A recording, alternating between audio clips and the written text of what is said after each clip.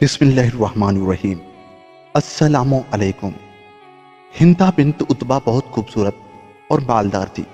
उसके पास हर नस्ल का एक हजार जानवर था और 1000 गुलाम थे और लकड़ी का एक कुचाता था जो मोतियों और जवाहरात से मुस्सा था। और उसका शोहर फाके बिन मुगीरा कुरैश के नौजवानों में था जो बहुत मेहमान नवाज था। लोग उसके पास आते और बगैर किसी रोक टोक के घर में दाखिल हो जाते। चुनाचे फाका एक दिन किसी जरूरी काम के सिलसिले में घर से बाहर गया हुआ था तो उसके मिलने वालों में से एक शख्स उसके घर में दाखिल हुआ। उसने हिंदा को तन्हा देखा तो शर्म से वापस ही पलटा था कि इतने में फाके भी आ गया। उसने घर में दाखिल होकर अपनी बीवी हिंदा को देखा तो शक में मुब्तला हो गया और हिंदा को कहने लगा कि तू अपने वालिदैन के घर चली जा। ये बात लोगों में आम फैल गई, हत्ता कि ये बात बीबी हिंदा के बाप उतबा तक जा पहुंची।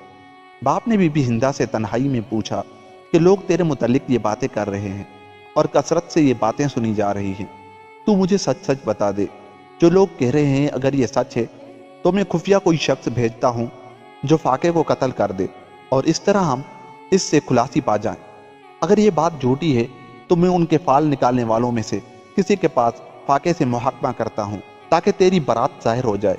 ये बात सुनकर हिंदा ने ऐसी कसम खाई कि उतबा अपनी बेटी पर मुतमईन हो गया कि इन बातों से पाक है जो लोग कर रहे हैं।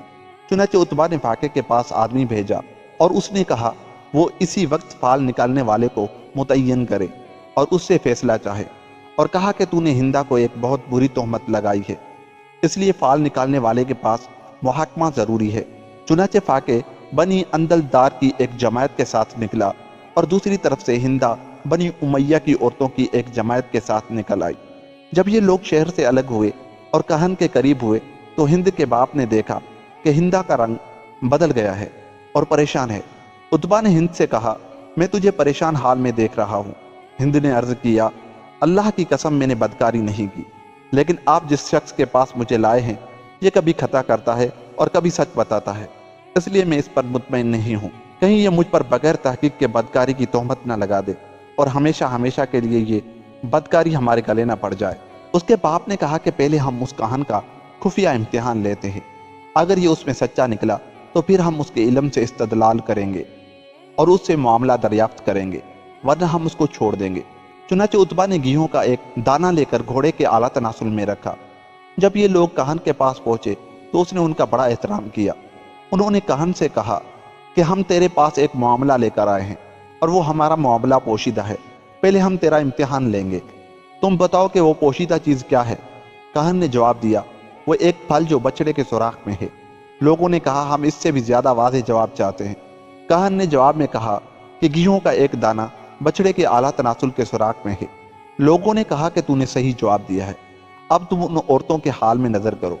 चुनांचे वो एक औरत के पास आता गया और कहता गया ये नहीं है, हत्ता कि वो हिंद के पास आया तो उसने हिंद के कंधे पर हाथ मार कर कहा, अल्लाह ताला की कसम तू जानिया नहीं है और लोग जो कहते हैं तू उससे पाक है, और अनकरीब तू एक बच्चा जनेगी जो बादशाह होगा जिसका नाम मुआविया होगा।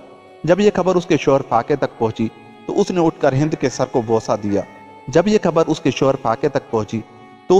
हिंद के सर को बोसा दिया, लेकिन उसने झिड़क दिया और कहा कि तुम मुझसे दूर रहो।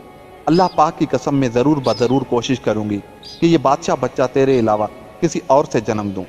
वो उस बात पर डटी रही हत्ता के फाके ने उससे तलाक दे दी।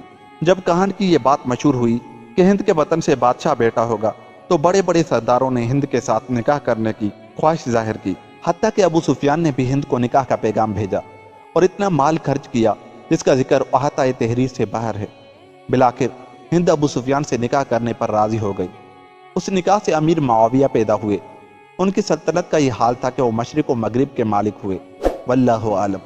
दोस्तों, अगर आपको हमारी ये वीडियो अच्छी लगी तो जाते जाते हमारे चैनल को सब्सक्राइब कर लें। मिलते हैं किसी और वीडियो के साथ, तब तक के लिए खुदा हाफिज।